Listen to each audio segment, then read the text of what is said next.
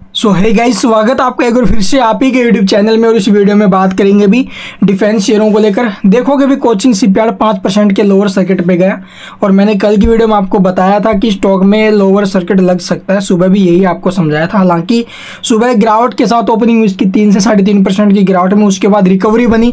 लेकिन रिकवरी कहाँ तक टिकेगी भी, थोड़ा स्टेक नहीं बिकने वाला। 5% स्टेक गवर्नमेंट बेचेगी तो उस कंडीशन में स्टॉक का नीचे आना तय है। और किस भाव में बेच रही है? 1540 रुपये के भाव में OFS के जरिए। तो भाई देखो 1540 और जो प्रीवियस क्लोजिंग का भाव था ना 1671, ये भाव से आप लोग देखो जो प्राइस रखा गया है, प्राइस बैंड रखा गया है इसका फ्लोर प्राइस, वो अभी लगभग 8% के डिस्काउंट पर।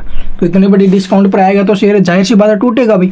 कल रिकवरी भी बनते दिखा दूंगा मैं आपको इसके अंदर। तो अभी होल्ड करना अगर आपके पास है और नीचे के भाव में मिलेगा अभी कल के दिन। और अगर आज जाता है 2-3% और गैप डाउन ओपनिंग ले, क्योंकि 5% स्टेक बिकना है। आज तो आप लोग देखोगे नॉन रिटेलर्स के लिए खुला था, कल रिटेलर्स के लिए खुलेगा FPO, ठीक, सॉरी OFS जो है वो, ठीक है। तो कल के दिन अगर स्टॉक यही आपको 1560, 1540, 1550 के आसपास आते हुए नजर आए तो भाई वहाँ से लपक लेना, कोई दिक्कत नहीं है। वो कहाँ OFS में आप लोग ट्राई करोगे, पता नहीं मिलेगा कि नहीं मिलेगा, ठीक है। तो इससे अच्छा आप लोग यहीं पर सीधा स्टॉक में ही इन्वेस्ट कर लेना भाई।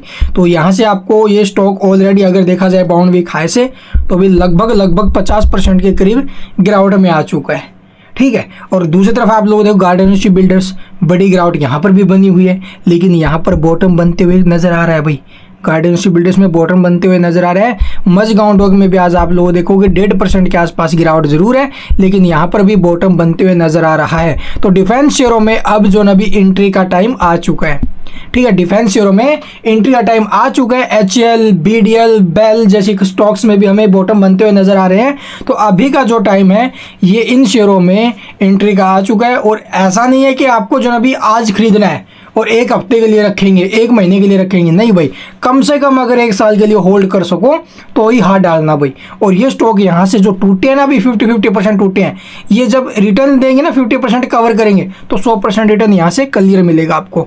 यहाँ से 50% जो गिरावट हुई है ये कवर करेगा, 3000 तक जाएगा। तो भी इस भाव से जो भाई खरीदेगा उसको तो 100% रिटर्न मिलेगा, ठीक। तो इसलिए एंट्री का मौका नीचे के भाव में खरीदारी करने का। तो अब यहाँ से आगे कैसे क्या लेवल बन रही है चार्ट के हिसाब से वो आपको दिखाते हैं। रिजल्ट्स अभी बाकी है, क्वार्टर रिजल्ट्स अभी आए नहीं है, डेट वगैरह भी नहीं है इनके अनाउंस हुई है।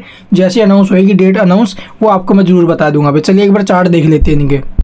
तो ये देखो अभी coaching shipyard non stop stock टूट रहा है भाई।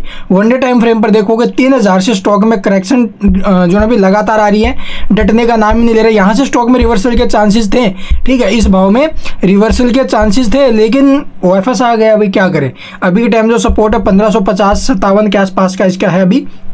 अगर स्टॉक इसको नीचे में काट के सस्टेन कर रहा है तो 1400 का अगला सपोर्ट रहेगा। तो इस रेंज में जो ना भी हो सके तो एंट्री के बारे में सोच लेना, ठीक है। अगर अभी भी खरीदना चाहते हो तो SIP कर सकते हो।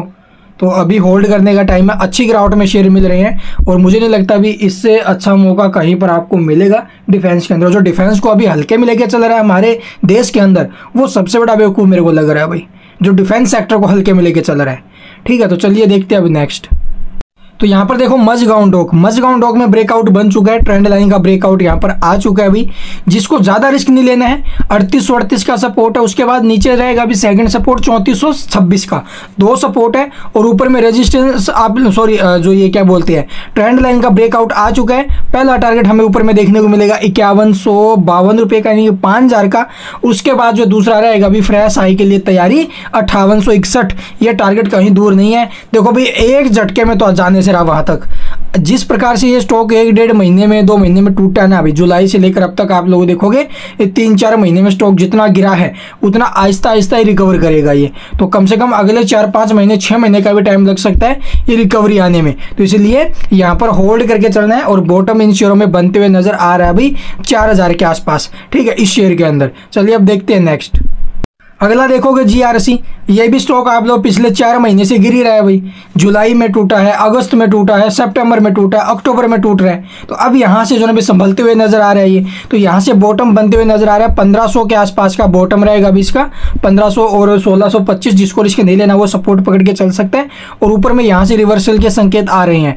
पहला टारगेट आप लोग देखोगे 2000 का रहेगा, ब्रेक करके सस्टेन कर गया ऊपर में, तो ये स्टॉक 3000 के लिए तैयारी करेगा भाई। तो यहाँ पर बड़े मौके हैं, लॉन्ग टर्म इन्वेस्टमेंट के लिए 50% के करीब आप लोग देखोगे स्टॉक टूटे हुए हैं, ठीक है, 40% 50% 30% तो भाई और क्या चाहिए आप लोगों को, आगे आपकी मर्जी है किस प्रकार से क्या स्ट्रैटेजी आप लोग बनाते हो इनके अंदर, लॉन्ग टर्म का व्यू आपका कैसा है। और जो भाई हाई प्राइस से खरीद कर बैठ लिया है, ठीक है, तो अब यहाँ पर इतने बड़े लॉस में अगर वो बेच के निकलेगा तो भी कोई बेनिफिट नहीं है।